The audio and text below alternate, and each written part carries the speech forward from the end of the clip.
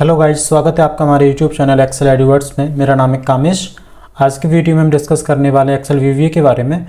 मैं आपको बताना चाहूँगा एक्सेल वीवीए ज़्यादा कुछ नहीं है, सिर्फ एक्सेल का एक ऑटोमेटेड रूप है।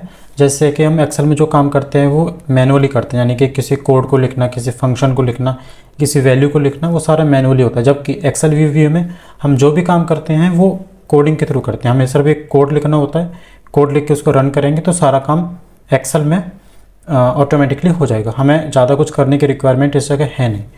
तो लेकिन काम सारा हमारा होता है एक्सेल में ही है, तो एक्सेल इसके लिए ओपन रहना मस्ट है। बिना एक्सेल ओपन हुए हम एक्सेल वीवीए के कोड को या उस पेज को ओपन कर ही नहीं पाएंगे जहाँ पर हम अपना कोड लिखते हैं।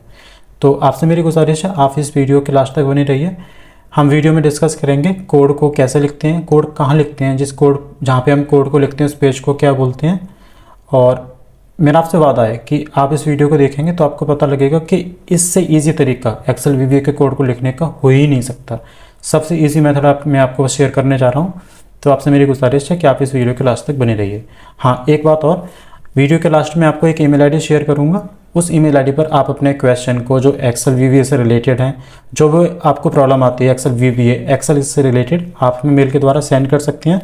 और हम आपको उस वीडियो का या फिर कह सकते हैं कि आपकी प्रॉब्लम का और आपके क्वेश्चन का जो भी सॉल्यूशन है हम वीडियो के जरिए आपसे शेयर करेंगे। आपको उस वीडियो का उस क्वेश्चन का जो सॉल्यूशन है आपको इसी चैनल पर मिलेगा वीडियो के माध्यम से। तो आपसे मेरी गुजारिश है कि आप इस वीडियो के अंत तक बने रहिए। चलिए शुरू करते हैं आज की वीडियो बिना किसी देरी के।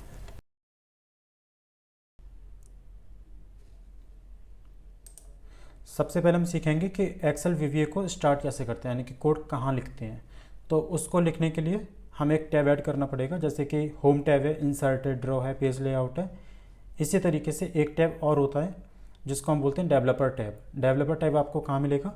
सबसे पहले आपको फाइल में क्लिक करना है। फाइल में क्लिक करने के बाद में ये जो लेफ्ट हैंड साइड है, यहाँ पर सारे ऑप्शन आ रहे हैं। इसी जगह आपको या तो ऑप्शंस मिलेगा, अगर आपको ऑप्शन नहीं दिख रहा है तो एक मोर का ऑप्शन मिलेगा, जैसे मेरे पास आ रहा है मोर। मोर पे क्लिक करेंगे तो आपको ऑप्शंस में जाना है। ऑप्शंस में जाने के बाद आपको कस्टमाइज रिबन करना है। कस्टमाइज रिबन करने के बाद में आपको डेवलपर पे क्लिक करना है और यहाँ पे कर देना आपको एट लास्ट ओके। रिबन किसको बोलते हैं? जहाँ पे सारे टैब्स हैं, जहाँ पे सारी चीज़ें होती हैं इसको रिबन बोलते हैं। तो रिबन यानी कि यहाँ से लेके यहाँ तक इस पार्ट को हम रिबन बोलते हैं। मैं आपको बताना चाहूँगा कि हम इस वीडियो में क्या क्या डिस्कस करने वाले हैं। सबसे पहले how to start writing VVA code. हम वीवीए कोड को कैसे लिखते हैं। तो सबसे पहले उसको लिखने के लिए डेवलपर में जाना है।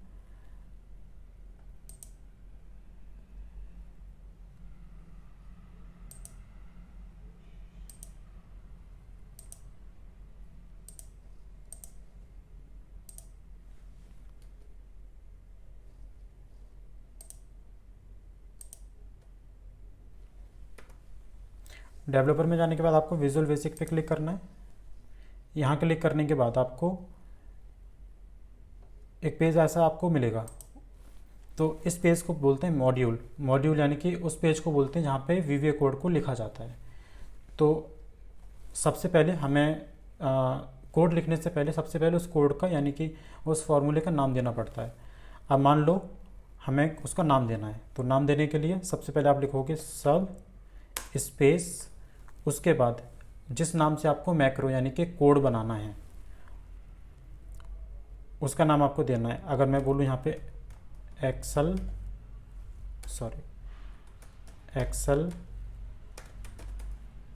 एडवर्ड्स, उसके बाद आपको 2 ब्रैकेट लगाने हैं। ठीक है, अगर आपका कोड सही है तो सब के बाद में एंड सब भी अपने आप आ जाएगा। अगर एंड सब अपने आप आ रहा है इसका मतलब आपने कोड सही लिखा हुआ है। तो सब, उसके बाद एक्सेल अंडरस्कोर एडवर्ड्स, उसके बाद 2 ब्रैकेट, ओपन ब्रैकेट और क्लोज ब्रैकेट। एक चीज़ और, हम यहाँ पे स्पेस या कुछ और नहीं दे सकते। स्पेशल कैरेक्टर में केवल अंडरस्कोर ही एक्सेप्टेबल है, बाकी कुछ और नहीं। तो आप यहाँ पे स्टार प्लस या जो भी स्पेशल कैरेक्टर है अपार्ट फ्रॉम अंडरस्कोर, हमें इसके अलावा कुछ और नहीं दे सकते। ना ही कोई स्पेस दे सकते हैं। तो अगर आपको या तो without any space, without any special character आपको नाम देना है, या फिर अगर आपको कुछ उसको यानी कि डिवाइड करना है तो अंडरस्कोर के जरिए डिवाइड कर सकते हैं। पहला पॉइंट ये था हमारा कि हमें कोड कैसे लिखना होता है। दूसरा, मान लो जैसे एक्सेल में हम राइट जाते हैं या लेफ़्ट जाते हैं या ऊपर जाते हैं या नीचे जाते हैं, तो हम कैसे जाएंगे? एक्सेल वीवीए के थ्रू। उसके लिए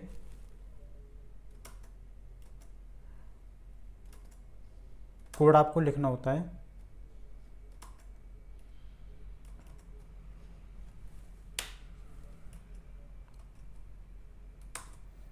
उससे पहले मैं आपको एक चीज़ और बताना चाहूँगा।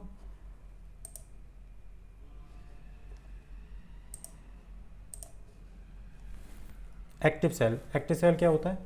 एक्टिव सेल होता है जिस सेल पर हमारा कर्सर क्लिक्ड है उसको हम एक्टिव सेल बोलते हैं। अगर मैं यहाँ पे क्लिक करूँ तो E2 E2 हमारा एक्टिव सेल है। अगर मैंने यहाँ पे क्लिक किया तो A1 हमारा एक्टिव सेल है। यहाँ पे क्लिक किया तो H9 हमारा एक्टिव सेल है। यहाँ पे क्लिक किया तो H3 हमारा एक्टिव सेल है। तो जिस सेल में हमारा कर्सर क्लिक है यानी कि पॉइंटर है वो हमारा एक्टिव सेल है।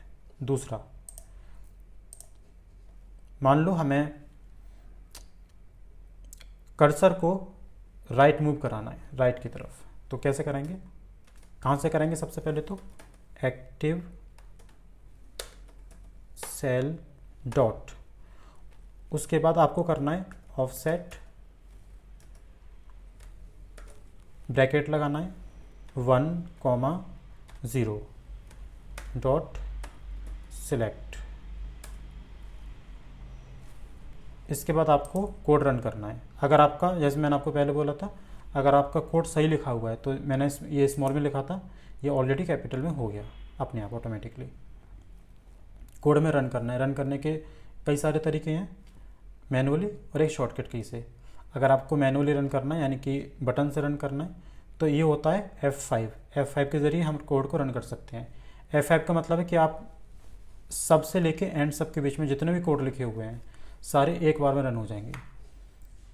अगर आपको एक एक करके रन करना है तो फिर आप यहाँ पे F8 के जरिए रन कर सकते हैं।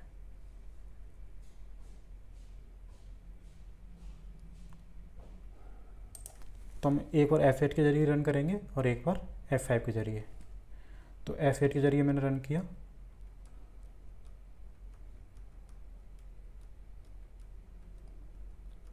देखिए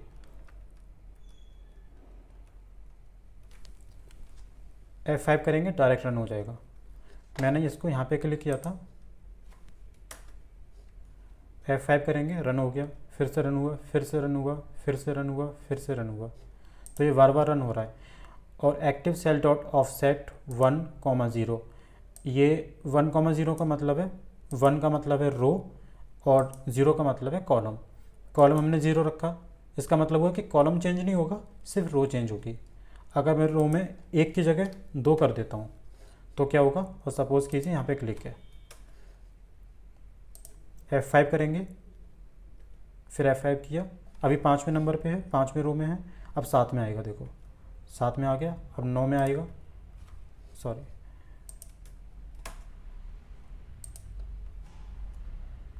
9 में था, 9 में आ गया, 11, 13, यानी कि एक एक छोड़ के आएगा। अगर मैं इसको ए पे क्लिक करके डायरेक्टली यहाँ पे 1,1 करूँ, इसका मतलब क्या है कि एक कॉलम भी चेंज होगा और एक रो भी चेंज होगी। तो किस में आना चाहिए? ये B2 में, B2 में आ गया। मैं इसको दोबारा से करता हूँ तो किस में आएगा? C3 में, D4, E5, F6, G7, यानी कि हर बार एक कॉलम चेंज होगा और एक रो चेंज होगी। नेक्स्ट, ये तो हमारा था अगर हमें एक सेल को डाउन करना है। अब मान लीजिए हमें एक सेल को अप करना है, तो कैसे करेंगे इसको? 0, जहाँ पे रो था हमें उसको -1 करना है।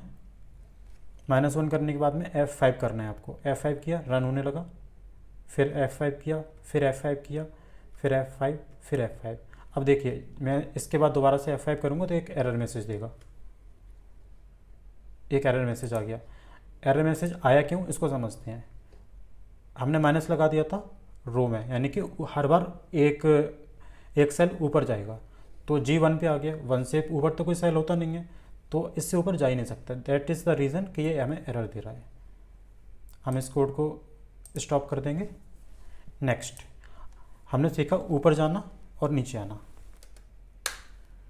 अगर हमें राइट जाना है तो कैसे जाएंगे, जहाँ पे रो है हम उसको तो 0 कर देंगे, यानी कि फिक्स कर देंगे, और जो कॉलम है वो हम चेंज कर देंगे, यानी कि उसमें 1 कर देंगे।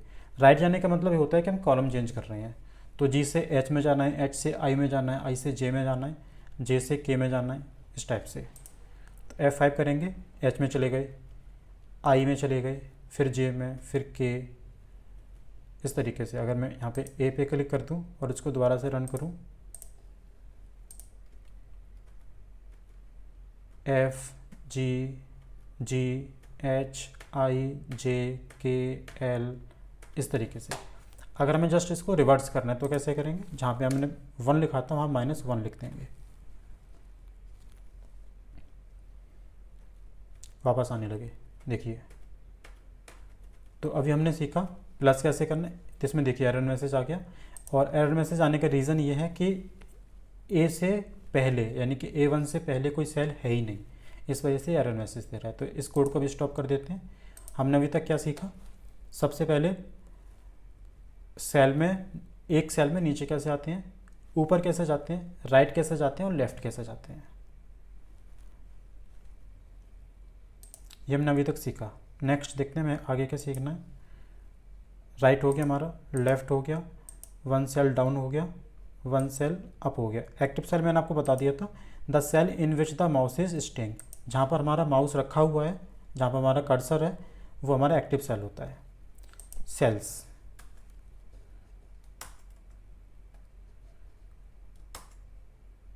अगर मैं इसको काट के, ये तो आप समझ गए होंगे। अगर आपको कोई भी डाउट है तो आप कमेंट बॉक्स में हमें बता सकते हैं। अगर मैं लिखूँ सेल्स, ब्रैकेट लगाता हूँ, यहाँ पे देखिए लिखा हुआ भी है row comma column, 1,1 dot select. इसका क्या मतलब है, अगर मैं यहाँ पे क्लिक करता हूँ और इस कोड को रन करूँगा, रन कैसे करूँगा, F5 के ज़रिए, या फिर ये जो दिया हुआ है सब फॉर्म यूज़र फॉर्म F5, इस पर क्लिक कर दीजिए। 1,1 सेलेक्ट हो गया। इसका मतलब है 1 यानी कि रो नंबर 1 और रो नंबर 1 का कॉलम नंबर 1 ये सिलेक्ट हो जाएगा। अगर मैं कॉलम 1 की जगह कॉलम 2 कर देता हूँ, छोड़िए 5 कर देता हूँ, 5, तो ये किस में आना चाहिए, E1 में। देखिए E1 में आ गया। कैसे पता लगे E1 में, ये लिखा हुआ है E1 में आ गया। अगर मैं इसको चेंज करके 5 कर देता हूँ तो किस में आएगा, ये E5 में, E5 में आ गया। जहाँ मेरा कर्सर है वहाँ पे देखिए E5 में आ गया। अगर मैं यहाँ पे चेंज करके रो को चेंज करके 10 कर देता हूँ और ये चेंज करके मान लीजिए 2 कर देता हूँ तो किस में आएगा, ये B10 में, B10 में आ गया। सेल का मतलब सिंपल सा इतना ही है कि हमें कौन से सेल को सिलेक्ट करना है। इसका एक दूसरा तरीका भी होता है, एक एडिशनल इन्फॉर्मेशन आपके लिए। और मान लीजिए आपने कोई भी कोड लिखा, आप इस कोड को रन नहीं कराना चाहते तो सिंगल कोट लगा दीजिए। सिंगल कोट लगाएंगे वैसे ही ये रन नहीं होगा। उसके बाद सेल को सिलेक्ट करने का एक तरीका और होता है, रेंज कौन से को करना है आपको, उसको लिखेंगे इन्वर्टेड कॉमा में। मान लीजिए हमें E3 को करना है तो E3 inverted comma close bracket close dot select. इसको रन करेंगे, सिलेक्ट हो गया। अगर इसको चेंज करना है तो हम यहाँ पे C करके और मान लीजिए C5 कर देते हैं। C5 हमें सिलेक्ट करना है, F5 किया, C5 हमारा सिलेक्ट हो गया। तो रेंज को यानी कि सेल को सिलेक्ट करने के 2 मेथड है हमारे पास। एक तो सेल करके, सेल्स करके, ध्यान रखिएगा कि यहाँ पे सेल्स है, सेल नहीं। दूसरा रेंज C5 डॉट सिलेक्ट, इस तरीके से आप सिलेक्ट कर सकते हैं।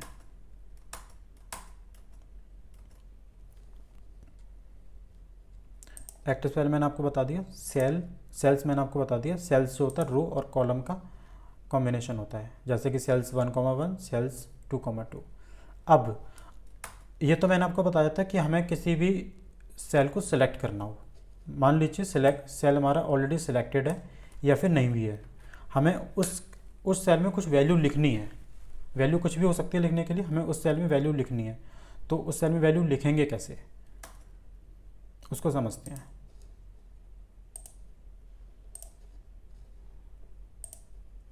मान लीजिए रेंज A1 की बात करते हैं, सबसे जी है स्टार्टिंग में। A1 में आपको मान लीजिए सिलेक्ट करना है, पहले तो सिलेक्ट किया, ठीक है। इसको F5 करेंगे, रन हो गया। यानी कि हमने अभी तक जो सीखा वो हमारा सही है, हमने सही सीखा अभी तक। लेकिन अगर हमें रेंज कॉमा A1 छोड़ देते हैं अभी के लिए, B1 करते हैं, B1 या B1 कर लेते हैं, B1 ब्रैकेट क्लोज डॉट। इसको सिलेक्ट नहीं करेंगे इस बार हमें यहाँ पे वैल्यू देनी है। यहाँ लिखेंगे डॉट वैल्यू बराबर। वैल्यू देने के लिए दो तरीके। पहला, अगर हमें वैल्यू देनी है केवल न्यूमेरिक तो इसको नॉर्मली लिख सकते हैं, ठीक है। लेकिन अगर वैल्यू हमें देनी है कुछ मान लीजिए अल्फ़ाबेटिक कोई सेंटेंस लिखना है या कोई वर्ड लिखना है, यानी कोई अल्फ़ा देना है, बराबर कॉमा, सपोज कीजिए लिखना है आपको इंडिया, तो आपको लिखना पड़ेगा इन्वर्टेड कॉमा में। ठीक इसी तरीके से बराबर इन्वर्टेड कॉमा में इंडिया 1 2 3 और ब्रैकेट क्लोज। इन तीनों का क्या मतलब है मैं आपको समझाता हूँ। पहला, सबसे पहले हमने अगर कोई न्यूमेरिक वैल्यू देनी है तो उसको एज इट इज़ लिख सकते हैं बिना किसी सपोर्ट के, लाइक ब्लैंक लिख सकते हैं उसको। 13 लिख दिया, कोई नंबर आपको देना है 13, 1, 100, 0 कुछ भी हो सकता है वो, यानी कि कोई नंबर हो। लेकिन अगर हमें कुछ वर्ड लिखना है, कुछ सेंटेंस लिखना है, तो सेंटेंस में कोई नंबर तो होता नहीं है। तो आपको क्या करना है, आपको यहाँ पे उस सेंटेंस को या उस वर्ड को इन्वर्टेड कॉमा में लिखना है। इसके साथ साथ अगर हमारा कोई भी वर्ड है या कोई सेंटेंस है और उसके साथ में कुछ न्यूमेरिक है तो उसको भी हमें इन्वर्टेड कॉमा में ही लिखना है। विदाउट इन्वर्टेड कॉमा ये मैक्रो एक्सेप्ट नहीं करेगा। देखिए इस मैक्रो का फ़ायदा क्या होता है। मान लीजिए मुझे एक्सेल में जाके कुछ नंबर लिखना है, जैसे कि यहीं पे मान लीजिए V1 में आपको कुछ लिखना है, 12 लिखना है, मेरा नाम लिखना है कामेश या कुछ और लिखना है, तो आपको सेल पे क्लिक करना पड़ेगा। लेकिन एक्सेल VBA का फ़ायदा क्या है, मान लो मैं यहाँ से बहुत दूर हूँ, इस सेल से हमें इस सेल में लिखना है, मैं इसको हाईलाइट भी कर देता हूँ और मैं यहाँ पे क्लिक हूँ, ठीक है। तो आपको क्या करना है, यहाँ पे सबसे पहले एक एक करके कोड को रन करेंगे। पहले 13 लिखेगा, फिर इंडिया 1 2 3। रन कैसे करेंगे मैंने आपको बताया था। अगर आपको एक एक कोड को रन करना है तो उसके लिए F8 करेंगे, स्टार्ट हो गया। ये देखिए सब एक्सेल एडवर्ड्स, फिर नेक्स्ट पे जाएगा, उसके बाद यहाँ पे आना चाहिए 13, आ गया। फिर इसको रन करेंगे, इंडिया आ गया, और फिर इसको रन करेंगे, इंडिया 1 2 3 आ गया, और ये एंड हो जाएगा। यहाँ पे नोटिस करने वाली बात क्या थी कि सेल हमारा यहीं पे क्लिक था, यहाँ पे क्लिक हुआ भी नहीं, लेकिन वैल्यू हमारी वहाँ पे आ गई। तो एक्सेल VBA का एक फ़ायदा ये भी है, आप उस सेल में क्लिक करें ना करें, लेकिन अपनी वैल्यू को अपने वहाँ पे पुटअप कर सकते हैं उस पर बिना क्लिक किए। तो यहाँ पे मैं आपको वही बताने की कोशिश कर रहा था। ये मैंने आपको बता दिया कि रेंज को कैसे सिलेक्ट करते हैं अगर किसी के सेल को सिलेक्ट करना हो। लास्ट जो हमारा डिस्कशन है आज के वीडियो को वो है मैसेज बॉक्स का। मैं इन सभी को भी हटा देता हूँ। मान लीजिए हमें यहाँ पे मैसेज बॉक्स में कुछ लिखना है। क्या लिखना चाह रहे हैं, मान लो इंडिया इज़ माई कंट्री, तो यहाँ पे भी वही फॉलो होता है। मैसेज बॉक्स में जो भी आपको लिखना है मैसेज बॉक्स में, वो आपको इन्वर्टेड कॉमा में लिखना पड़ेगा। उसके बाद आपको इसको रन करना है। रन करने के लिए F5 कीजिए। F5 करने के बाद में एक छोटा सा बॉक्स आएगा, यानी कि मैसेज बॉक्स। मैसेज बॉक्स में उसमें जो आपने लिखा होगा इंडिया इज़ माई कंट्री, वो आ जाएगा। आप इसको ओके कर दीजिए। मान लीजिए आपको कुछ चेंज करना है। चेंज करने के लिए IPL is going on nowadays, कैसे करोगे? F5 करो। F5 करने के बाद में जो आपने मैसेज बॉक्स में यानी कि इन्वर्टेड कॉमा में लिखा था वो यहाँ पे आने लगा। IPL is going on now days, okay कर दीजिए। अब कुछ और लिखना है आपको, 2+2 लिखना है। तो मैसेज बॉक्स में यही मतलब होता है कि मैसेज बॉक्स में इन्वर्टेड कॉमा में जितना भी लिखा हुआ है कोड रन करने के बाद में उतना यहाँ पे आ जाएगा।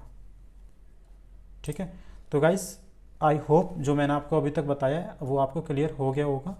मेरी जो इन्फॉर्मेशन आप तक पहुँच गई होगी। अगर आपको कोई भी डाउट है तो आप हमें कमेंट बॉक्स में बता सकते हैं इस वीडियो के नीचे। नेक्स्ट, जाते जाते आपसे मेरी कुछ गुजारिश है। सबसे पहले आपको क्या करना है, इस वीडियो को लाइक करना है, हमारे चैनल को सब्सक्राइब करना है और हमारे टेलीग्राम पेज को फॉलो करना है।